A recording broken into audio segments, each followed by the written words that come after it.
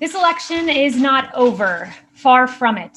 We have only begun the process of obtaining an accurate, honest vote count. We are fighting for the rights of all Americans who want to have faith and confidence, not only in this election, but in the many elections to come. There is only one party in America that opposes voter ID. One party in America that opposes verifying signatures, citizenship, residency, eligibility. There is only one party in America trying to keep observers out of the count room. And that party, my friends, is the Democrat Party. You don't take these positions because you want an honest election. You don't oppose an audit of the vote because you want an accurate count. You don't oppose our efforts at sunlight and transparency because you have nothing to hide. You take these positions because you are welcoming fraud and you are welcoming illegal voting. Our position is clear. We want to protect the franchise of the American people. We want an honest, accurate, lawful count. We want maximum sunlight. We want maximum transparency. We want every legal vote to be counted, and we want every illegal vote to be discarded. Unlike our opponents, we have nothing to hide. The integrity of our election matters. The Constitution of the United States matters. What we have seen across the country is Democrat officials systematically trying to do an end run around the Constitution to tip the scales of the election in their favor. As Justice Gorsuch wrote in DNC versus Wisconsin state legislature, our oath to uphold the Constitution is tested by hard times, not easy ones. Last-minute changes to longstanding election rules risk other problems too, inviting confusion and chaos and eroding public confidence in electoral outcomes. Pennsylvania is a case study in just this. Allow me to just broadly review 3 points that have happened in Pennsylvania. Number one, in Philadelphia, poll watchers who are legally permitted to be there and observe the vote count were blocked from observing the count.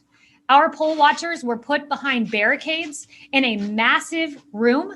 They were many feet from the counting process. And in fact, when you look at all of the tables, many hundreds of feet, in fact, from the tables in the very back.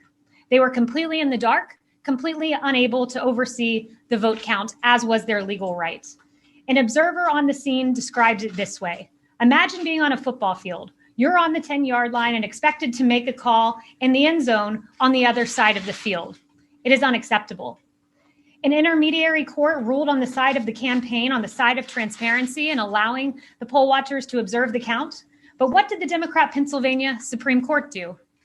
They issued an administrative stay, effectively pushing back our poll watchers and denying them the access they deserve to sit and watch the count. Ask yourself this: what are Pennsylvania Democrats hiding? Why can't poll watchers simply observe the count? Second, Article 1, Section 4 of the United States Constitution clearly states this: the time, place, and manner of holding elections for senators and representatives shall be prescribed in each state by the legislature thereof. That's right, the state legislature is constitutionally the one making the decision.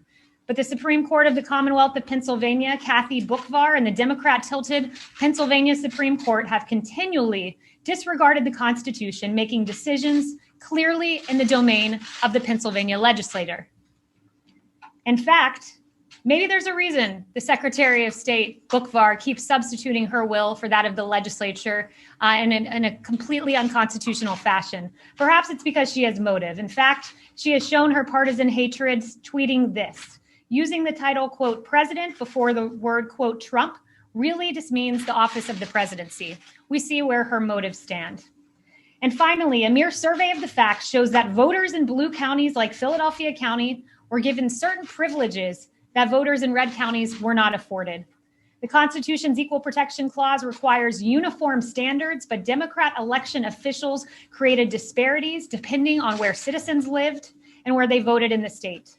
Some counties set up satellite offices for backdoor early voting, whereas other counties did not. Some counties allowed pre-canvassing, where other counties did not. Voters in some counties were allowed to cure their ballots, whereas voters in other counties were not. What Pennsylvania has done is provide a case study into how to tip the scales of an election to functionally favor the Democrat Party. This has gone on nationwide. And I'll leave you with this. In DNC versus Wisconsin State Legislature, in another attempt to count late ballots that arrived after the election, Justice Gorsuch wrote, "Nothing in our founding document contemplates the kind of judicial intervention that took place here, nor is there a precedent for it in 230 years of the court's decisions." He went on to say, "No one doubts that conducting a national election amid a pandemic poses serious challenges. But none of that means individual judges may improvise with their own election rules in place of those the people's representatives have adopted." They have taken a global pandemic and turned it into a nationwide electoral epidemic. They have taken, based on what they call a natural disaster, they have used that and turned this into a national disaster. And with that, I'll turn it over to Matt Morgan, General Counsel for the campaign.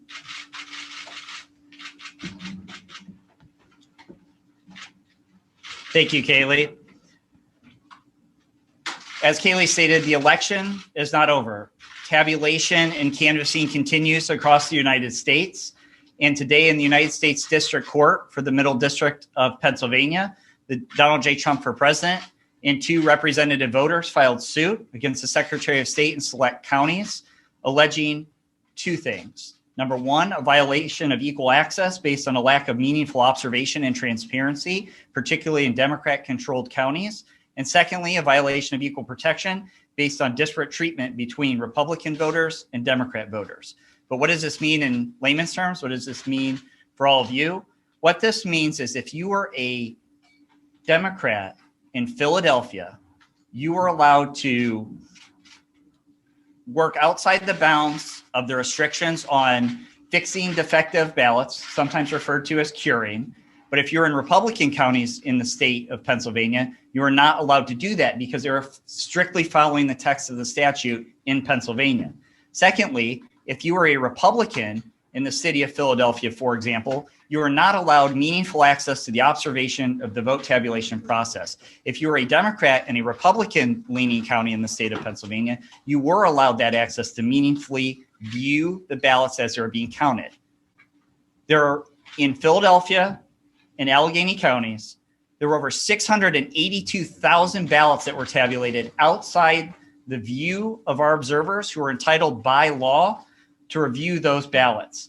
And we believe that a meaningful review of those ballots could discern that there were ballots that were illegally counted.